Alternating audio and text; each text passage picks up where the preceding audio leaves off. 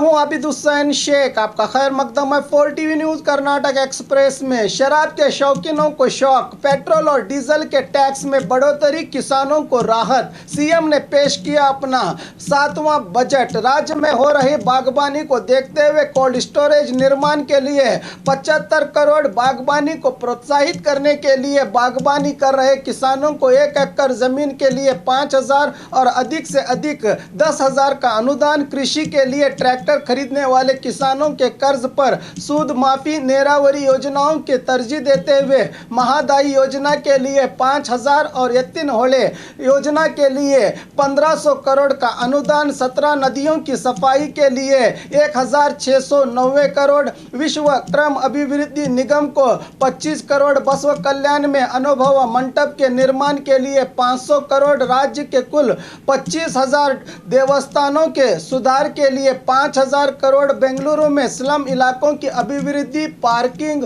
व्यवस्था, film city का निर्माण, पौर निगम मंडली के स्थापना, एयरपोर्ट में केंपेगौड़ा की मूर्ति निर्माण के लिए 66 करोड़। बीएमटीसी को नए बस खरीदने के लिए 100 करोड़। पिछड़े समुदाय के स्कूलों को बढ़ावा, 5 मुरारजी रेसिडेंशियल स्कूलों में कॉलेज और 400 उर्दू मीडियम स्कूलों की शुरुआत। रामनगर में बैटरी से चलने वाले वाहन घटक की स्थापना के लिए 10 करोड़।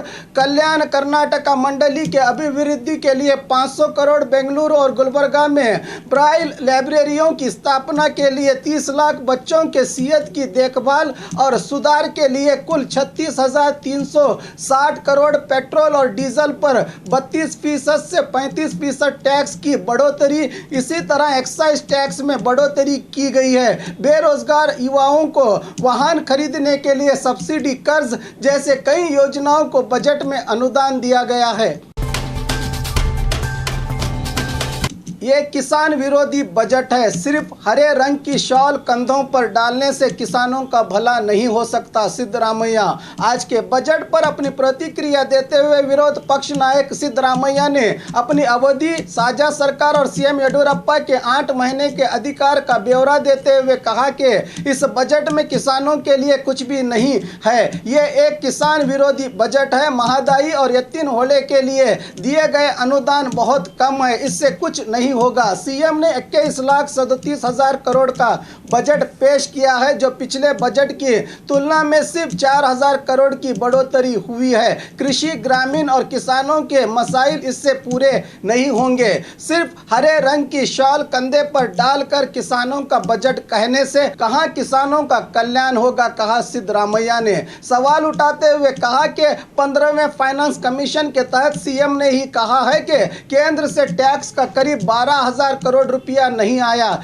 क्या ये छोटी रकम है? हमारे अधिकार अवधि में जीडीपी 7.8 था, अब 6.8 है। 1% की इसमें कमी आई है। राज्य की आय कितनी कम हुई है, इससे देखा जा सकता है। इंडस्ट्रियल, एग्रीकल्चर और सर्विस क्षेत्रों का कोई योगदान नहीं है, कहा सिद्धरामैया ने।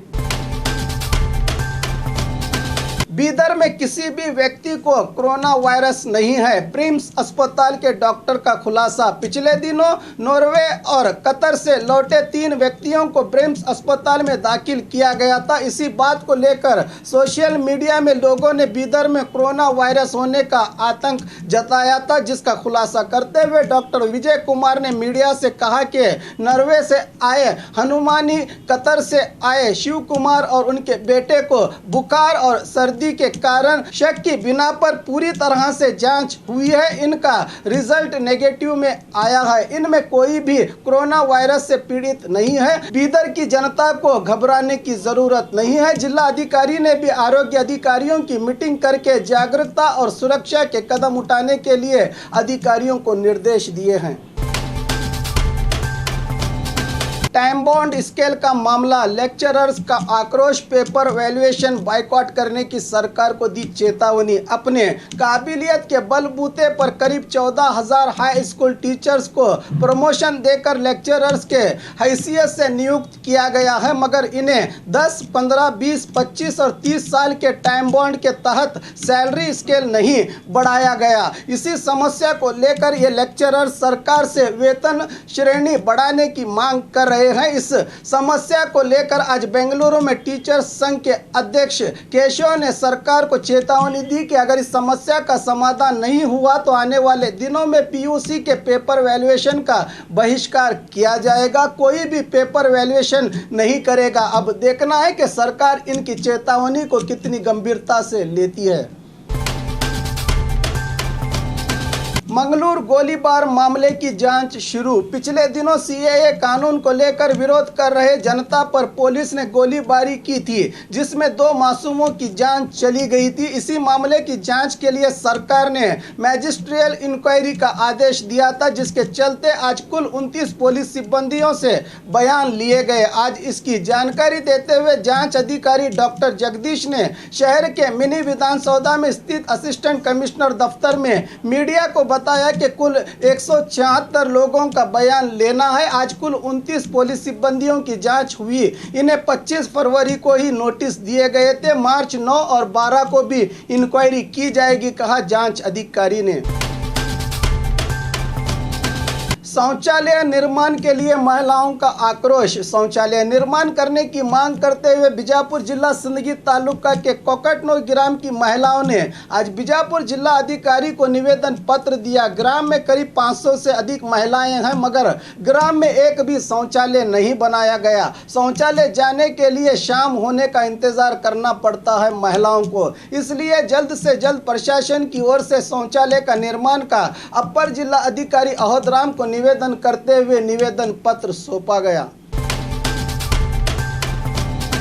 कमिश्नर के साथ तू मैं कर रहे नगर सभा के पूर्व अध्यक्ष का वीडियो वायरल। रायचूर जिले के सिद्धनूर तालुका में रास्ता चौड़ा करने के काम चल रहा है, जिसके चलते रास्ते के बीच आए हुए धार्मिक इमारतों सहित दुकानें वगैरह को सुप्रीम कोर्ट के आदेश के तहत खाली किया जा रहा है। इस मौके पर नागप्पन कट्टे को गिराने पहुंचे पौरायुक्त विरूपक्ष मूर्ति को आड़े हाथ लेते हुए पूर्व नगर सभा अध्यक्ष के मरियप्पा ने अपमानजनक शब्दों का इस्तेमाल किया, जिसका वीडियो सोशल मीडिया में काफी वायरल हो रहा है। और खबरों के लिए देखते रहिए 4 टीवी न्यूज़ कर्नाटक एक्सप्रेस।